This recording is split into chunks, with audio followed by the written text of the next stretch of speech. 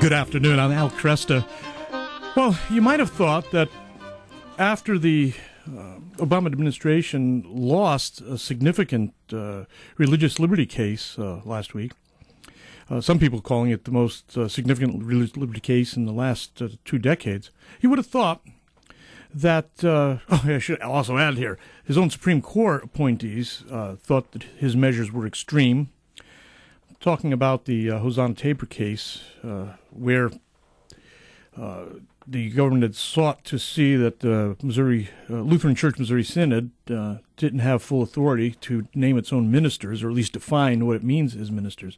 Well, that case, we talked about it last week. It was the Obama administration lost it. The Justice Department lost it in the Supreme Court.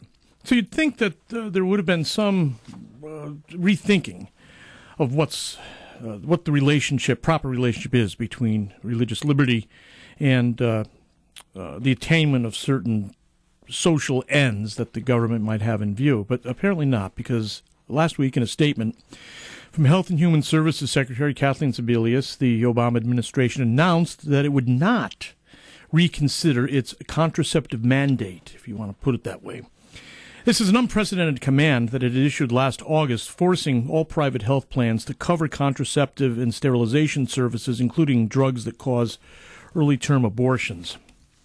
Exactly what will Catholic institutions do? Well, to help us understand this situation, I've asked Archbishop Allen Vigneron of the Archdiocese of Detroit to join me for a few minutes and let us know what this mandate from the Department of Health and Human Services means. Archbishop, thank you so much. Good to have you. Good to be with you, Al. Thank you. Well, what is this? How serious a matter is this? Well, I think it's a grave matter. I think it's not only about the religious liberty of the Catholic Church. I think it's about everybody's religious liberties in the United States. And it's certainly unprecedented that we should be asked to pay for something that we think is intrinsically immoral. Right. Yeah, it seems very basic, doesn't it?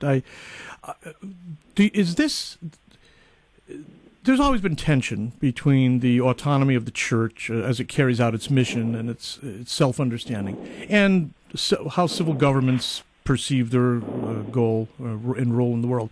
But have you seen anything this threatening to the functioning of the Catholic Church in America in your own lifetime?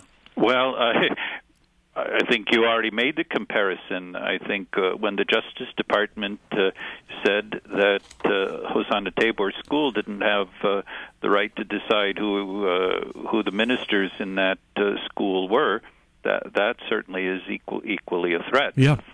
I'm very grateful to God's providence that the Supreme Court decided to side for religious liberty. Yeah. I think those situations are really quite analogous. Yeah. They did it unanimously too, which was very good.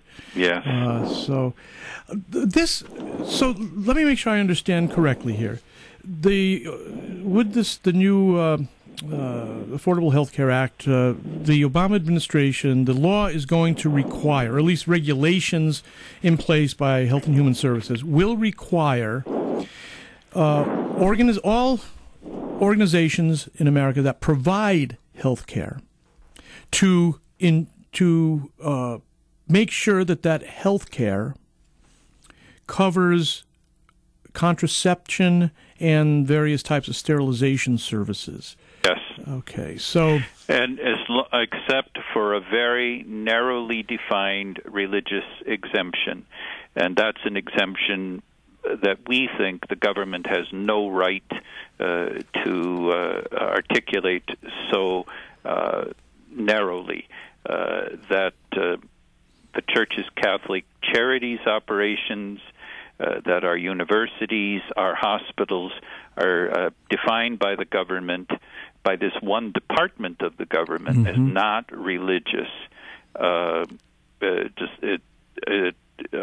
It's unprecedented that they should tell us that the works of charity that we've done from time immemorial are not religious works. It's amazing to say that a church who has institutions that serve the poor, that serve orphan children, that reach out in 100 different ways to provide services, social services, good works, acts of mercy to people.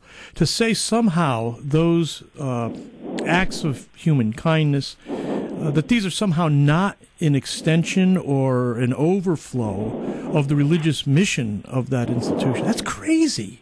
And it isn't only, obviously, about the Catholic Church. It's about all of the Christian communities. You look at how many of the evangelical, the mainline Protestant churches have analogous works of service.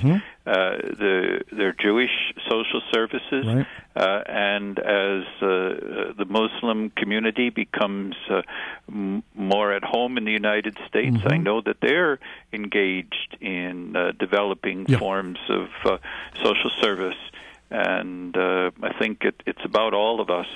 Yeah, indeed. My guest, by the way, is the Archbishop of the Archdiocese of Detroit, Allen Vigneron, talking about the Obama administration's mandate through the Department of Health and Human Services that all healthcare plans must provide contraception and sterilization services. This would put organizations like Catholic Charities, Catholic colleges and universities, Catholic healthcare organizations at a tremendous, it creates crisis because it forces them to do something which they believe is intrinsically immoral. Would this apply directly to the diocese as an employer? I think we have to do further analysis. The exemption that I saw is very narrowly construed. I think one could probably make a case that my chancery staff would fall under the exemption, but I can't be sure of that. And I don't know that it's the job of the Department of Health and Human Services to be making those kinds of judgments. Who are they to make that judgment? That's right.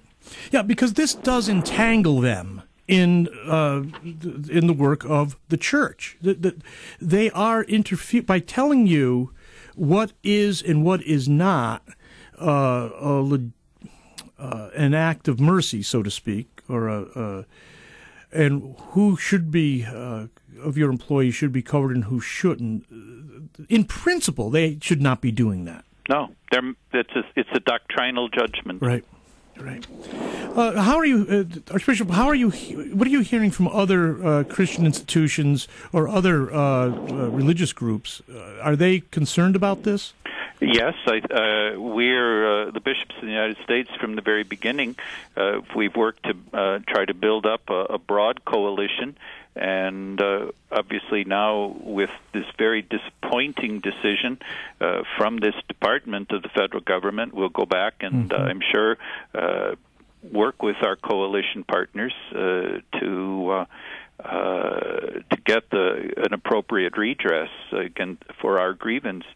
And I'm hoping it's not only religious people will stand with us.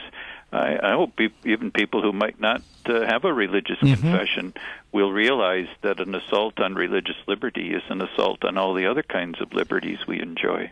Yeah, it is. It's an assault on some of the most important values we hold as a culture, even if one is not, self-consciously religious.